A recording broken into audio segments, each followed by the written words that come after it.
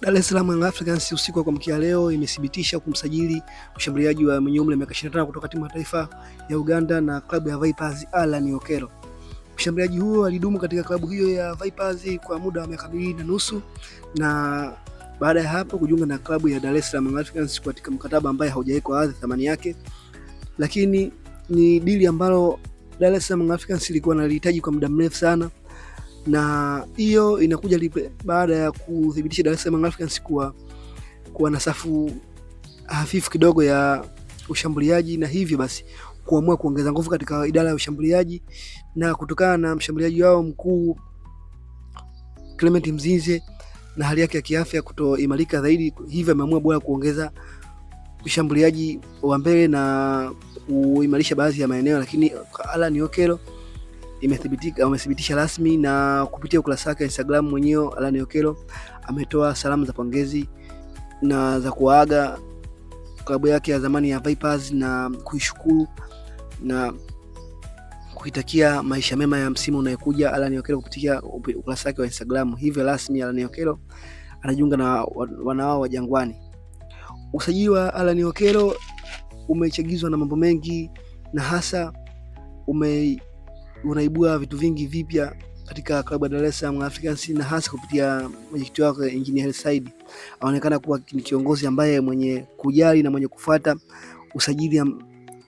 ambao wao wanautaka, na yeye akimhitaji mchezaji anafuata mwenyewe katika klabu husika na kuenda kuimarisha mahusiano katika baina yao ya klabu yake ya Dar es Salaam Africans na klabu husika, na baada ya hapo kuanza kumsajili mchezaji husika. Hivyo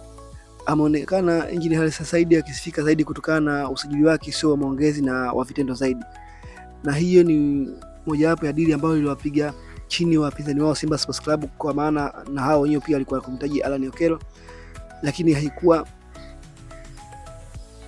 kazi rahisi kumpata Allan Okello kwa sababu alikuwa na madili mengi sana, na kupitia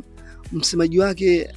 au wakala wake Allan Okello na klabu yake ya Vipers wanasema mwenyewe Allan Okello na klabu yake kwa ujumla na waandishi wengi sana wa Uganda wamechangia. Wanasema kuwa Allan Okello kulikuwa na madili mengi sana ukiacha dili la Yanga, na ikiwemo vilabu vingi sana vya ndani ya Uganda na nje ya Uganda na nje ya Afrika Mashariki, lakini kilichomvutia zaidi kwenda kwa Dar es Salaam Young Africans ni plani yao. Yani Engineer Hersi Said alipoenda Uganda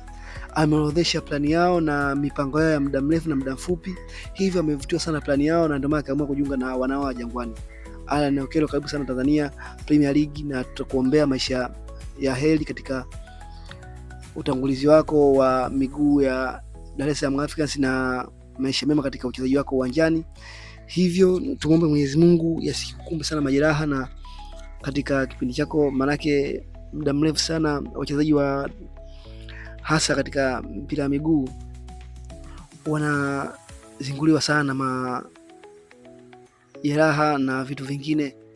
vingi, na hivyo tutakuombea maisha mema katika klabu yako mpya ya Dar es Salaam Young Africans,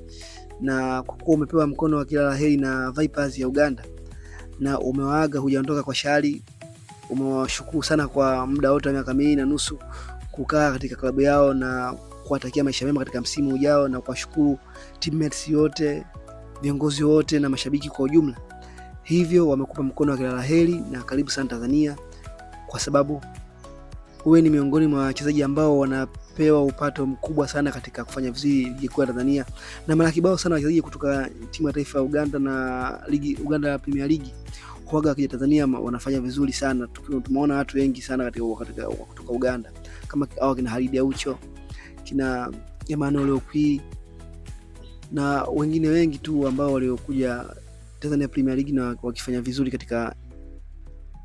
nchi hiyo ya Tanzania.